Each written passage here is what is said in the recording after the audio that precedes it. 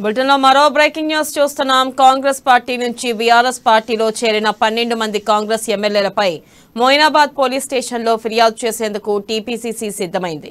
ఈ కాసేపట్లో సీఎల్పీలో బట్టి విక్రమార్క టీపీసీసీ ప్రెసిడెంట్ రేవంత్ రెడ్డి భేటీ కానున్నారు. ఇక ఈ భేటీ అనంతరం నేరుగా సీఎల్పీ నుంచి మొయినాబాద్ పిఎస్కు వెళ్లనున్నారు. 12 మంది ఎమ్మెల్యేలు బీఆర్ఎస్ లో చేరినందుకు వారికి వచ్చిన రాజకీయ ఆర్థిక లాభాల గురించి సవివరంగా ఫిర్యాదులో పేర్కొననున్నారు. ఇక నలుగురు ఎమ్మెల్యేల ఎర కేసు సిట్, సిబిఐ, హైకోర్టులలో వాదనలు జరుగుతున్న ఈ తరుణంలో కాంగ్రెస్ పార్టీ తమ ఎమ్మెల్యేలు పార్టీ మారిన విషయంపై ఫిర్యాదు చేస్తూ ఉండడంతో ఆసక్తి నెలకొంది.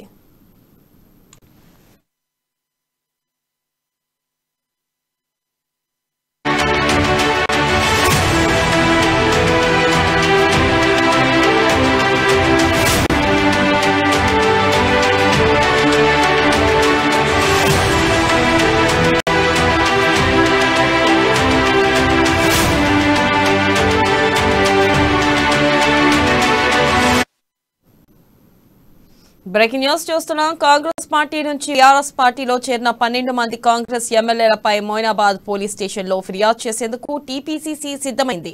కాసేపట్లో సీఎల్పీలో బట్టి విక్రమార్క టీపీసీసీ ప్రెసిడెంట్ రేవంత్ రెడ్డి భేటీ కానున్నారు. ఇక దీనిపై మరింత సమాచారాన్ని మా ప్రతినిధి హరీష్ లైవ్ ద్వారా అందిస్తారు.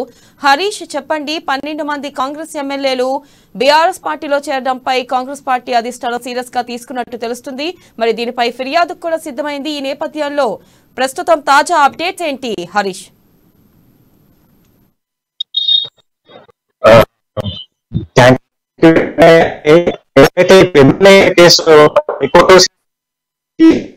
కాంగ్రెస్ పార్టీ ఒక రాజకీయాల్లో చర్చనీయాంశ అంశాన్ని అయితే తీసుకున్నట్టుగా తెలుస్తుంది. ఇదైతే గతంలో 2014లో కాంగ్రెస్ పార్టీ నుంచి పోటీ చేసి ఎమ్మెల్యేలంతా రాజీనామా చేయకుండానే వాళ్ళు బీఆర్ఎస్ పార్టీ చేరిన సంగతి కూడా అప్పటి నుంచి కూడా అంటే వీళ్ళు రాజకీయ ఇక్కడ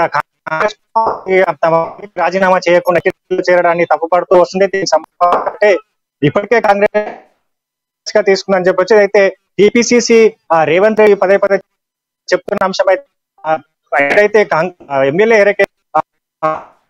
పడ్డ వరకు